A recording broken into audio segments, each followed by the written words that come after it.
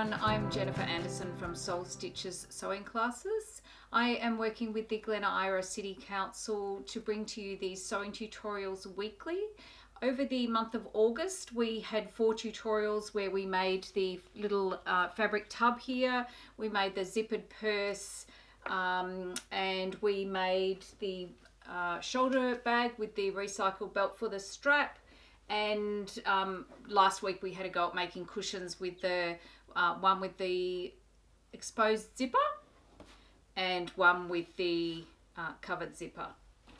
This week we are going to work on a wheat bag, and this particular wheat bag has piping, so we are going to be able to, I'm going to be able to show you how to put piping into the wheat bag. It's not essential in the wheat bag, so if you wanted to make it without the piping you could.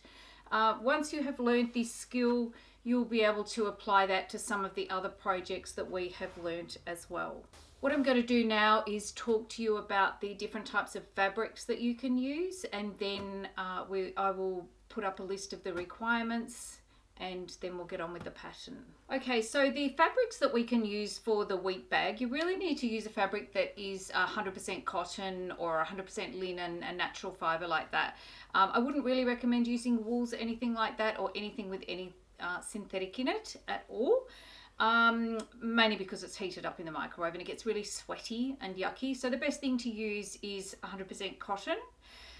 Most of my ones that I have here are actually made from recycled doona covers. So this one here is a gorgeous doona cover that was given to me by someone that was a little bit ruined, and I've made many wheat bags and various other items from that. And I actually unpicked the piping around the edge of the doona. It had pre-made piping, so if you are lucky enough to score something like that, use the pre-made piping.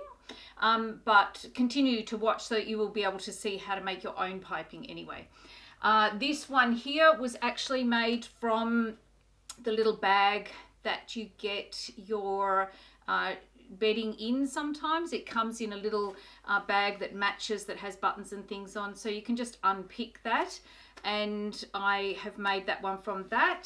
This was made from fabric that was purchased at the shops. This one here is actually a tea towel that is was purchased from the merchandise store at Priscilla, Queen of the Desert. So that something like that, you just got to make sure if you use a tea towel, it's not a stinky one, because heating it up in the microwave gets a bit smelly. As far as the size of the wheat bag goes, it's a completely personal thing. Some people like them long and skinny so they can put them around their necks. Some people like them a little bit shorter and fatter. This one here is another example of one that is just used as that you can make just to use as an eye patch. Really good for keeping in the freezer, just in a little plastic bag for when you perhaps have a little headache or something, and you can use that. Really nice for hot days. So the size is completely up to you. The one that we're going to work on today is about this size. As far as the fabric for the piping goes, if you use a fabric that is stripe, you can get a really good candy cane sort of look to it. So I'm going to show you how to cut that today. The cord, the narrower the cord that you use, the better, or the easier rather. If you use thick cord, sometimes it can be a little bit chunky when you're sewing over the double edges. A long shoelace is perfectly acceptable as well, a corded shoelace. A long shoelace is perfect as well. If you have a long corded shoelace, it needs to be a cord one, not a flat one. You can actually buy pre-purchased, pre-made piping from the store, and you can also buy pre-cut bias tape, which is this sort of tape in the store, and all you need to do is press that flat and put your cord in it, which I'll show you how to do later. A lot of people have a little stash of that sort of stuff in their nana's sewing kit, so if you've got something like that you can use it, but I am going to show you how to cut your own today. So let's get on with cutting.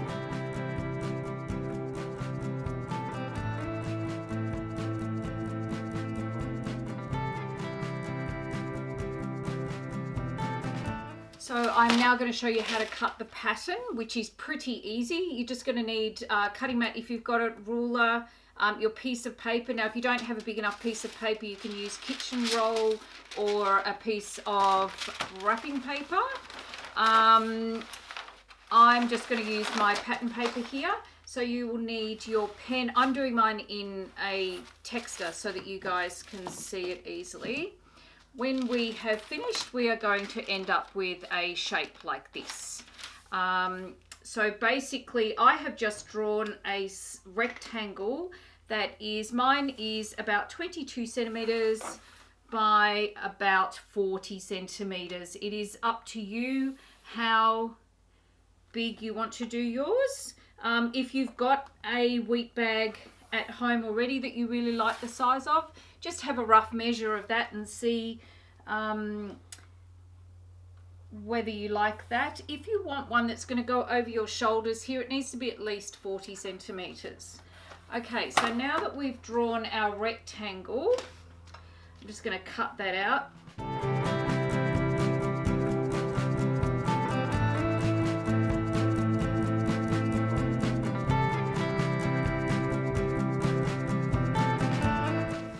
Okay, so now that we've cut our rectangle, we're actually going to fold that into quarters. So fold it in half and fold it in half again, so you end up with a piece this size. Now this is because we're putting the piping on, so we need to have this as a curve around here. So I'm just going to use a lid. Just get a saucer or anything that's got a sort of a bit of a curve around here, and then you're going to put it onto your rectangle, onto the corner that has not the fold on it. So you're folding it up like that, folding it across like that, and then we're going to put this onto here and we're going to draw around that curve.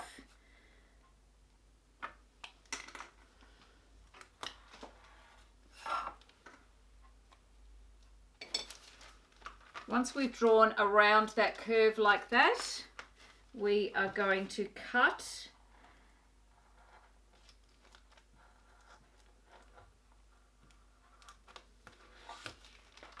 And then you will end up with your rectangle. It's going to be the shape of your wheat bag. This is the pattern that I made previously. So as you can see, I've just drawn the lines on here. It's just important that you have your pattern laid flat onto your fabric with the grain line, which I'll explain in a minute. I've measured around here, and it's about it's actually about 120 centimeters, but you need to have a little bit of excess for your piping to make it easier to put on. Okay, so now we are going to cut out our fabrics.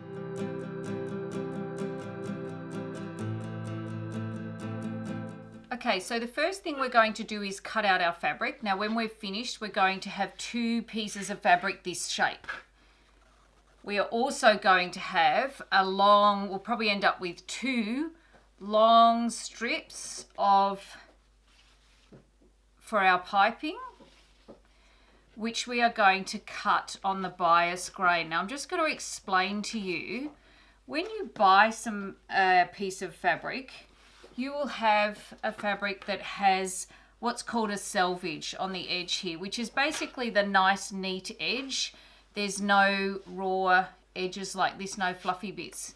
This is called the straight grain. Now this is the grain that you want to have your arrows parallel with. This grain here, across this way, is called the cross grain.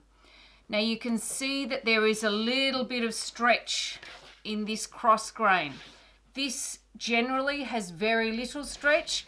This has a little bit of stretch. Now what we're going to do today is we're going to cut on what's called the bias grain, which is this grain. Now this has a lot of stretch. You can see that's quite stretchy. Now this is going to allow for us to be able to take our piping around the corners here. So it's very important to cut on the bias. If you don't have enough fabric to do that, you'll have to find something else, because cutting on the straight grain and cutting on the cross grain here will not work. doing your piping. The other really cool effect with a stripe is that you end up with this candy cane look, because this is what it's going to look like when we're finished.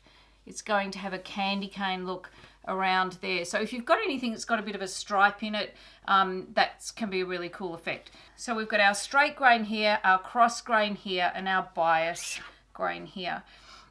If you are using recycled fabric, you are just going to have to try and determine which is the straight grain and which is the cross grain by giving it a little bit of a tug.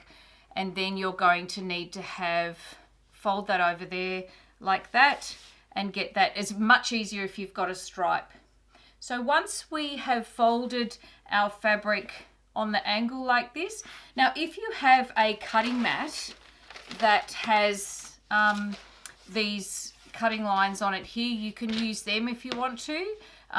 Because I've got the stripe, I don't really need to do that. I can just use my stripes like that and then get my ruler and put it up against the edge. Now I'm actually going to cut strips here that are 3.5 centimeters wide. So you want to have your strips here 3.5 centimeters wide. So because this is on the fold, I'm actually going to cut it, the measurement here is half of 3.5. 1.75, yep. And then I'm just going to use my blade.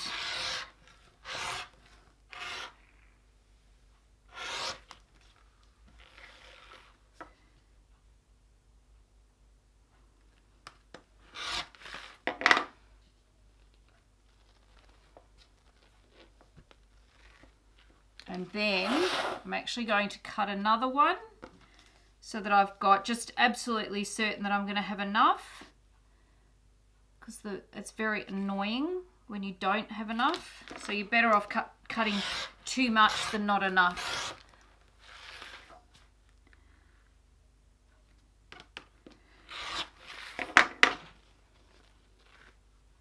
Okay, so there we have it, our strips for our piping. Okay, so now we are going to cut out our fabric for the actual wheat bag. And I'm going to use this fabric here. So it's basically just laying it up nice and flat. Put your fabric on the top. If you have, if you're cutting with pins and scissors, you can just pin it.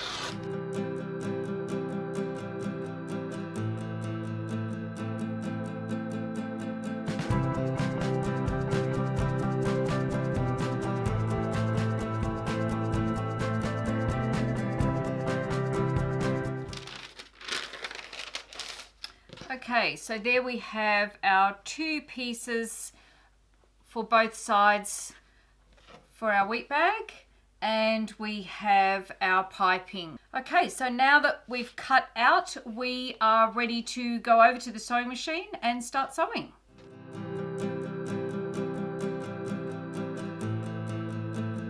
Okay, so the first thing that we're going to do is stitch together our piping. So I'm going to show you how to pin that. It's a little bit strange because we're actually pinning off on this angle here, but after we've stitched it and we fold it over, it will be as one piece. Okay, so I'm just going to show you with this piece I've got here. If you're using a stripe, it actually makes it a little bit easier because you can just use your stripe as your guide. But what you need to do is you need to have your seams here cut at a 45-degree angle very precisely, and then you are going to match these up, and we're going to stitch a 1 centimeter seam, and you need to stitch exactly from where the fabrics intersect across here to exactly where they intersect here. So I'm going to stitch my one that I've already got pinned, and I'm stitching in black thread so that you'll be able to see what I've stitched, and then we're going to press it and flatten it out. So we're just putting it into the machine. Now, because I'm using quite a thick stripe, I've actually pinned mine so that when I open it out, they're going to match up red, white, red, white, red. If you're using a stripe that is quite sort of pale like this one, that's not so necessary.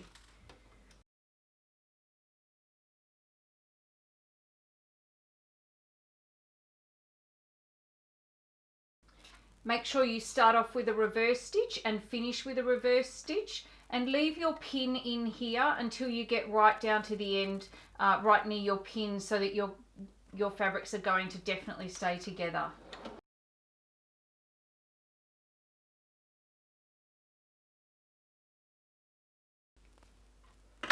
So now that I've stitched that across there, you can see the stitching line. It goes directly from where these fabrics intersect here to where these fabrics intersect.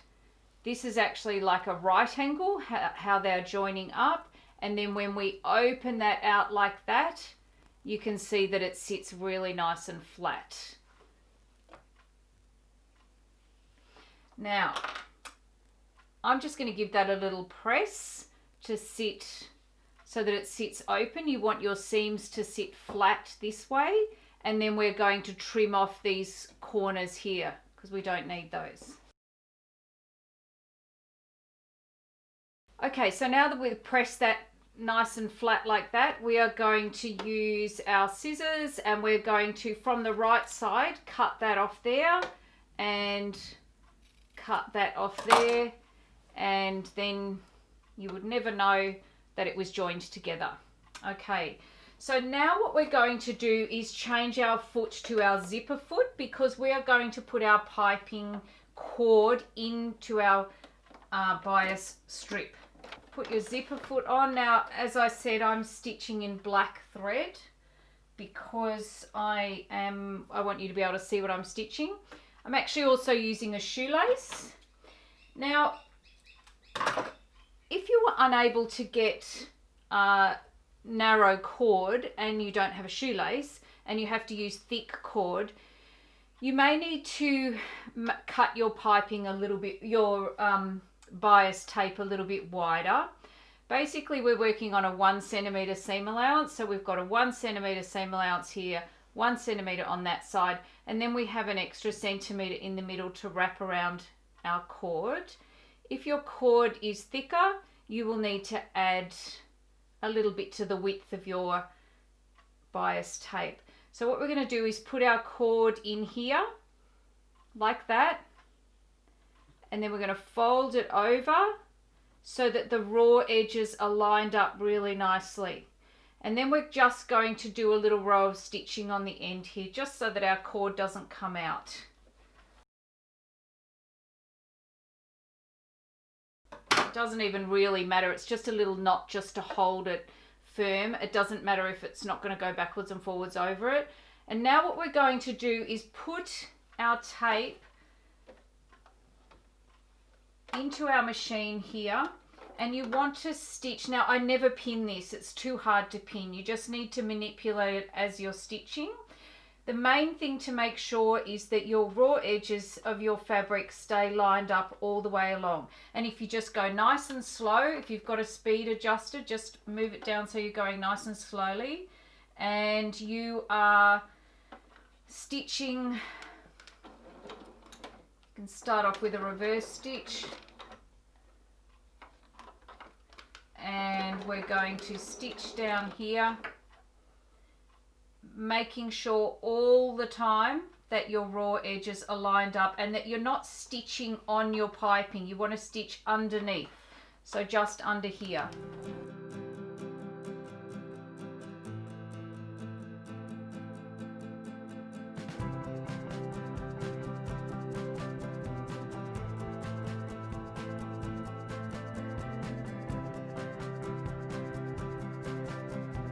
When you come to where your seam is here, you need to make sure that it's sitting flat the way we pressed it. So just make sure that the seam hasn't rolled over.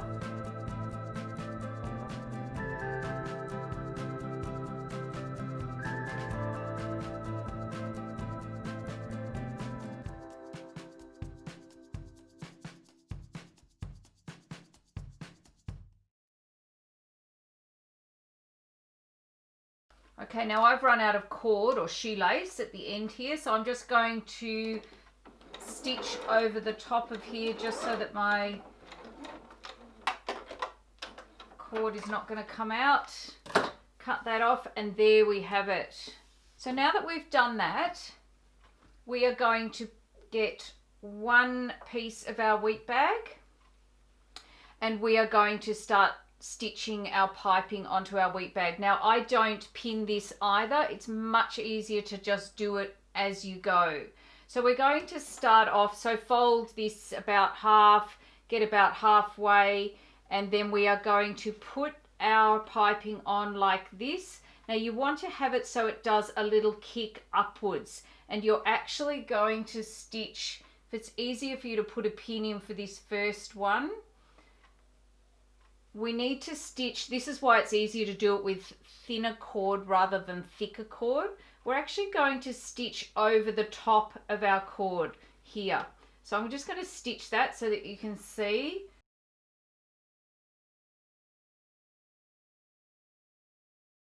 I'm just going to do a small row of stitching just to show you, and I'll take it out and show you where I have stitched.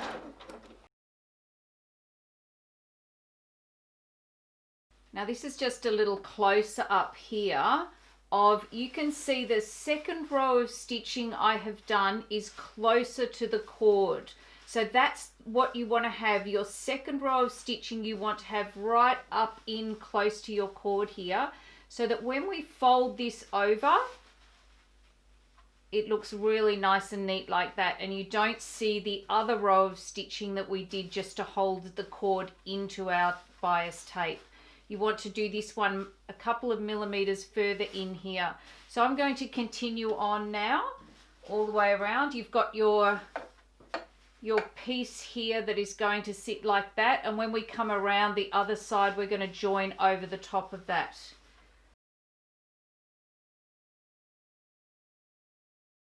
Now what I need you to do when you come to the corners is, as you get to each corner, you need to stop. You need to put your needle in, lift your skis up if it makes it a little bit easier, and then what you need to do is you need to clip with your clippers, holding your piping nice and taut. You need to clip with your clippers about 1 centimeter apart for about 5 or 6. I've done 1, 2, 3, 4, 5, 6 clips, and what that's going to do, you can see when I turn the piping around the corner, it opens out the seam. So you can see where it's just opening out here and allowing the piping to go around the corner really nicely. Now don't forget to put your skis back, your zipper foot back down again, and then just continue on, making sure that your stitching is still a couple of millimeters to the inside of this row of stitching that we have, and that your raw edges are staying lined up with the edge of your wheat bag.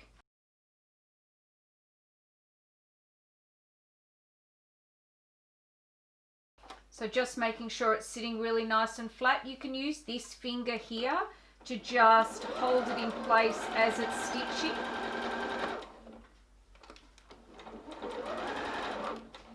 Once again, we stop, needle in, skis up, clip. If you don't have a small pair of scissors, you can use a larger pair. It's just a little bit trickier. Don't go like that because you'll probably cut a hole through it. Much easier if you've got a little pair of snippers or a little pair of sharp nail scissors.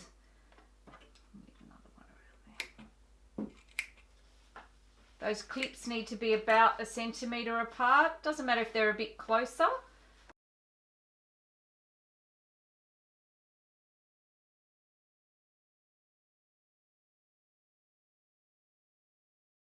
Make sure you're not pulling your cord too tight. You just want it to sit nice and relaxed on your fabric, and make sure that your raw edges are really nicely lined up.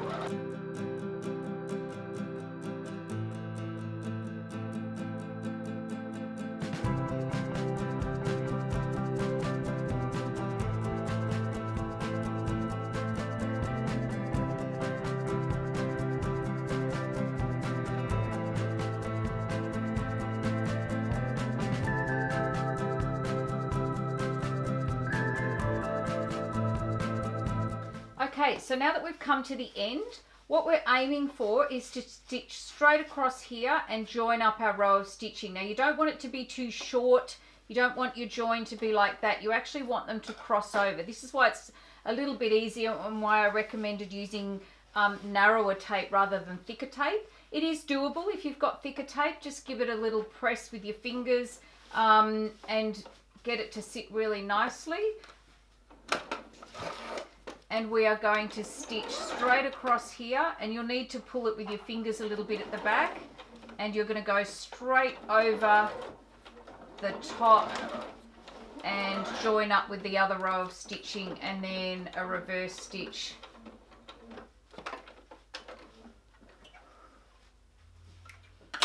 So that you're going to end up with it looking like that. Mine probably dips in a little bit. I probably could have done it so that it wasn't going quite so narrow there, but it's fine. It's a wheat bag. Keep it in perspective. Okay, so that's what it's going to look like when we've stitched our other side on. As you can see, all our raw edges are really nicely lined up, and all our little corners here are clipped, and the edges of our corners are staying in line. Now, if we have a look at the other side here, you can see that it's stitched. Some of my stitching's a bit wonky, but it's pretty much 1 centimetre seam allowance all the way around. Okay, so we're just going to chop these off. Be really careful when you're chopping these off that you don't cut your actual fabric. And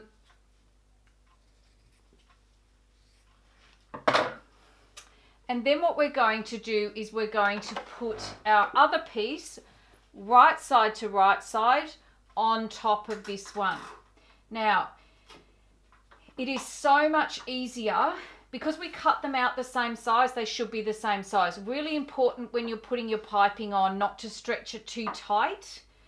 If you have stretched your piping too tight, it can sometimes make the mean that it won't fit so well together. So you can see that there's no puckering. It's sitting really nice and flat. Now, if you want to, and I'd probably recommend it, you can pop a couple of pins in. Just make sure that the edges are lined up really well.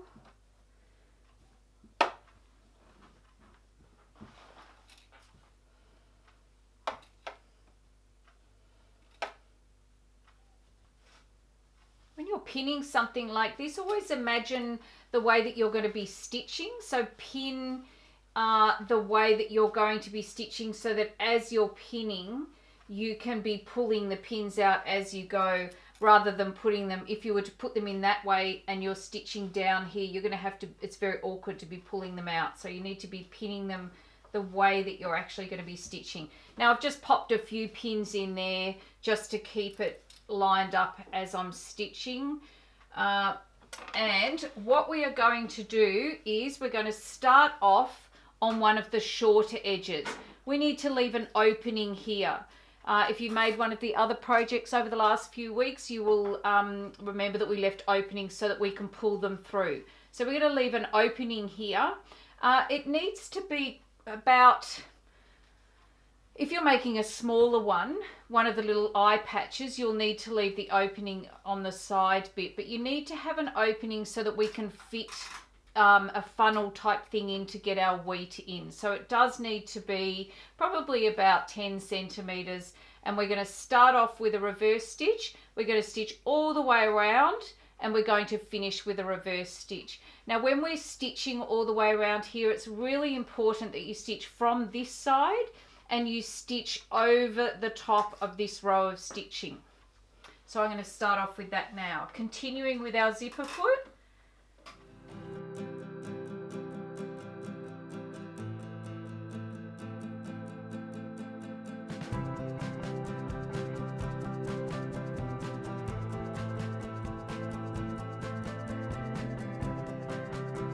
Using your fingers when you're going around the corners just to make sure that they stay, your seams, your raw edges stay really nicely lined up.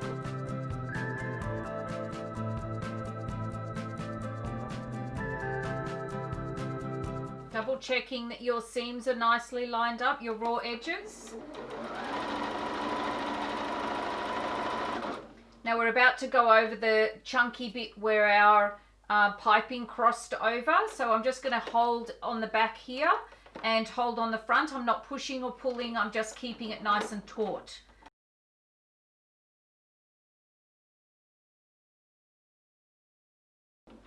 Don't forget to leave your gap. Sometimes it's a good idea to just put a little pin in there like that, a nice red one or something, just to remind you that you need to stop there.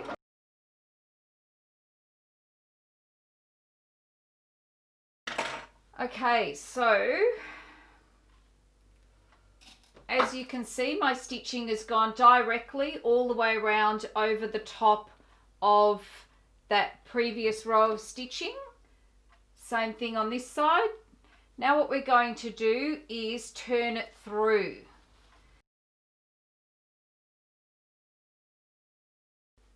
And you can see our candy stripe with our red and white.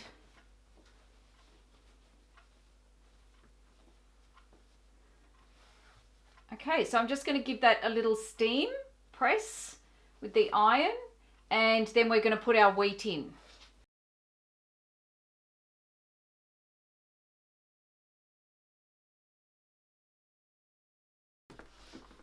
When you are pressing this part here, this is the opening for where we're going to put our wheat in. So it's just going to be a good idea to just give that a nice press to get that to sit nice and flat, because after we put our wheat in, we're going to be stitching that closed.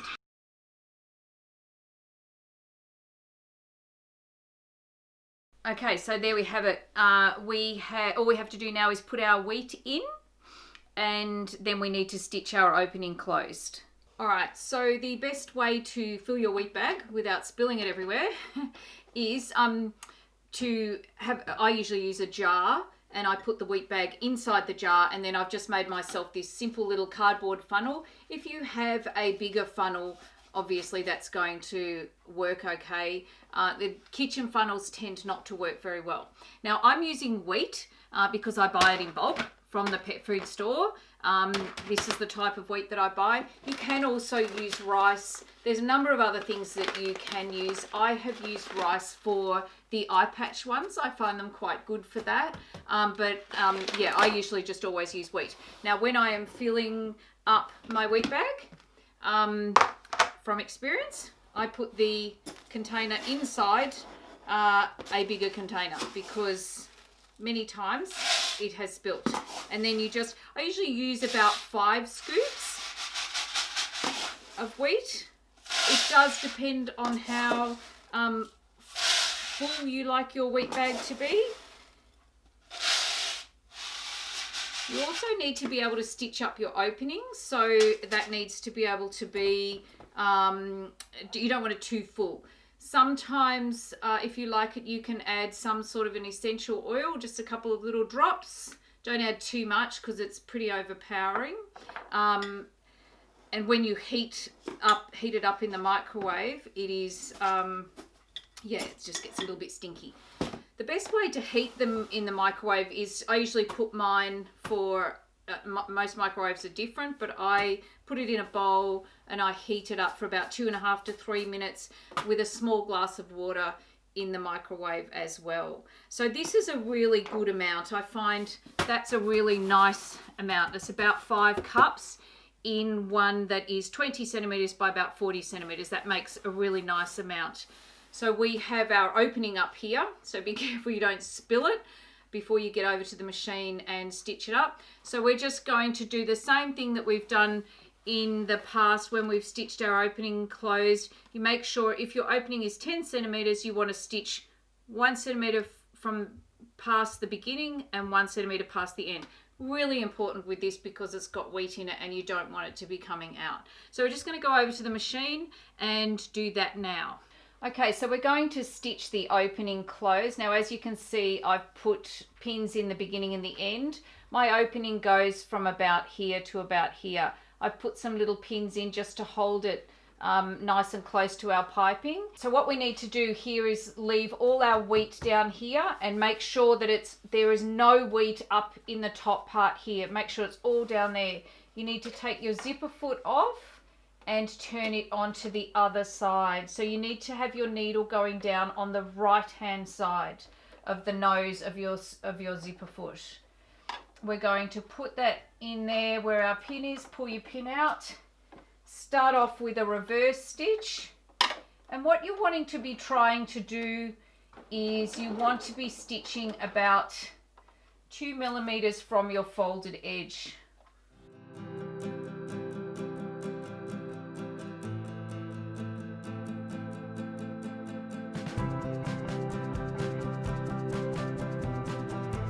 Cut off any stray threads and just double check that you have actually fully stitched that opening close.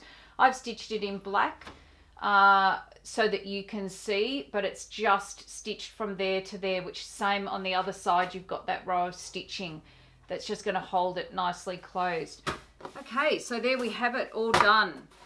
You should have something that looks a bit like this. If you did want to make one without the piping, just go ahead and just totally eliminate the process of the piping. It makes exactly the same thing. I just think the piping makes it look a little bit more professional. This is a great idea for your for a gift for your dads for Father's Day. Just fold it over and wrap it up with a really nice little ribbon or something. It's also a really good way to make a little memento of someone who's maybe passed away. If you have a favorite article of their clothing, it's just a really good sentimental way to keep that and just have that as a nice memory. This is the first of the 4 September Saturday isolation programs that I will be doing with the Glen Ira City Council. As next week we will be doing this big cushion, which you can either use as a pet bed or as just a floor cushion. Then we've got headbands, scrunchies and wheat bags, and a drawstring bag. Each of the tutorials you'll be learning some new skills, so I hope that we will be able to see you then. If you missed out on seeing the program that we ran through August, you can go to the Glen Ira City Council Arts and Culture Facebook page, or to the Soul Stitches Facebook page, or to my website, and you'll be able to follow through those tutorials there that I showed you in the beginning of the program. So see you all later. Have a great Father's Day tomorrow, and I will see you all next week.